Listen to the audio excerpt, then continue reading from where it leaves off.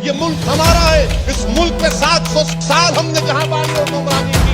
ये चार मीनार तुम्हारा है, ये किले गोलकुंडा तुम्हारा है, ये दारुल सलाम तुम्हारा है, ये कुतुब मीनार तुम्हारा है, वो ताजमहल की खूबसूरती तुम्हारी है, अरे सब कुछ तुम्हारा है। श्री असाउद्दीन ओवैसी जी।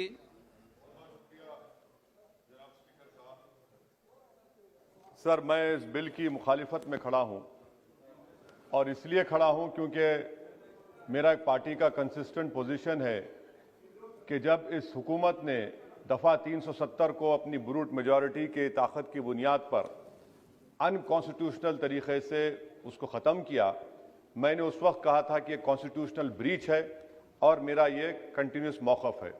सर, मैं इस बिल की मुखालिफत इसलिए भी करता हूं क्योंकि इसी ऐवान में खड़े होकर वज़ीर दाखिला ने कहा था कि ये हुकूमत जल्द से जल्द रियासत जम्मू कश्मीर के स्टेटहुड को बहाल करेगी। आज आप उस अपने वादे से मुनहरिफ हो रहे हैं क्योंकि जब आप जम्मू कश्मीर केडर को एमगुट में मिला रहे हैं तो इससे आपकी नीयत का साफ इज़हार होता है कि आपने जो उस ऐवान को उस वक्त वादा किया था कि जम्मू कश्मीर की दोबारा रियासत को बहाल किया जाएगा, वो सच्चाई पर मुबनी नहीं था, वो सिर्फ महज अल्फाज थे या जुमले थे। तीसरी बात यह है कि सर, एक ऐसी रियासत जहां पर मुसलमान तनासुब में ज्यादा हैं मगर पहले से अफसरशाही में उनका तनासुब बहुत कम था। मैं आपका आदाद शुमार आपके सामने रखता हूं सर। 24 सेक्रेटरी के पोस्ट हैं जिसमें से सिर्फ 5 कश्मीरी मुसलमान हैं। 58 IAS के पोस्ट में सिर्फ 12 मुसलमान हैं, यानी 17.24। 2011 की मरदमशुमारी के मुताबिक सर जम्मू कश्मीर में 68.31 मुसलमानों की आबादी है और 28% हमारे हिंदू भाइयों की आबादी है। मगर अगर आप देखेंगे टायर 2 में सर दूसरे दर्जे के 523 इंतजामी अफसरान, जिसे कश्मीरी एडमिनिस्ट्रेटिव ऑफिसर सर्विस कहते हैं, 220 यानी 523 में सिर्फ 220 यानी 42.6 कश्मीरी मुसलमान हैं। IPS में आ जाइए सर, 66 पोस्ट हैं जिसमें से सिर्फ 7 मुसलमान हैं। दूसरे दर्जे के अफसरान में 248 में 108 यानी 43.54% मुसलमान हैं। अब आप मुझे बताइए कि आप क्या करने जा रहे हैं। अच्छा सर, यहां पर यह कहा गया कि कश्मीर बड़ा बैकवर्ड है। कश्मीर का खित्ता बैकवर्ड नहीं है, ये आपकी गलतफहमी है और आपके जो दिमाग में जो फीड किया गया है वो नफरत की बुनियाद पर।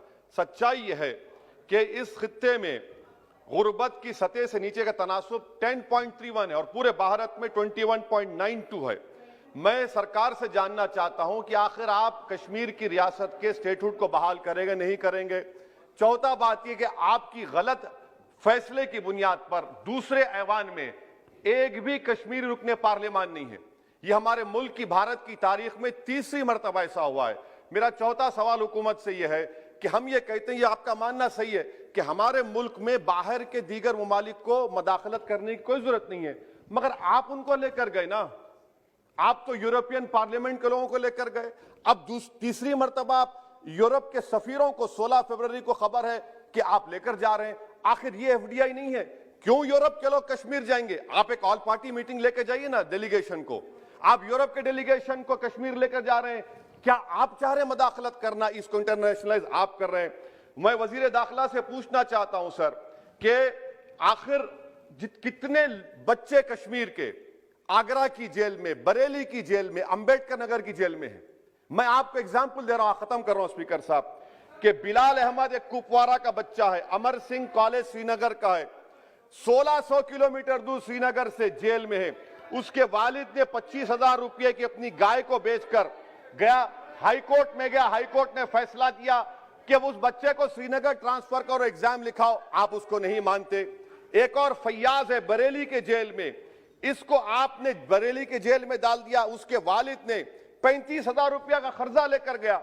अब बताइए आप, नवीद है बारामुल्ले का, कहां से ये अपनी जमीन बेचकर उसके वालिद गए।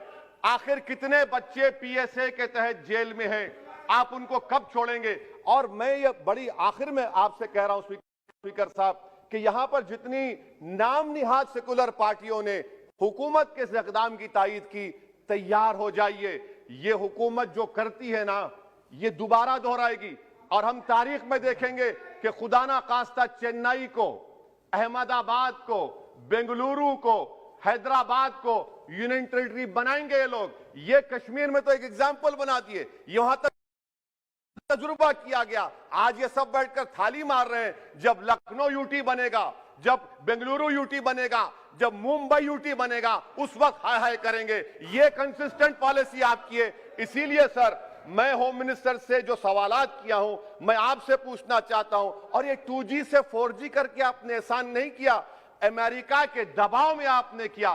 ब्रैड शर्मन से भारत के सफीर ने मिला, अमेरिका ने स्टेटमेंट दिया और आपने 2 दिन में 4G को बहाल कर दिया। आप इस मसले को इंटरनेशनलाइज कर रहे हैं, ये गलत है और इससे कश्मीरी अवाम का डिसएम्पावरमेंट होगा, एलिनेशन बढ़ेगा। शुक्रिया सर।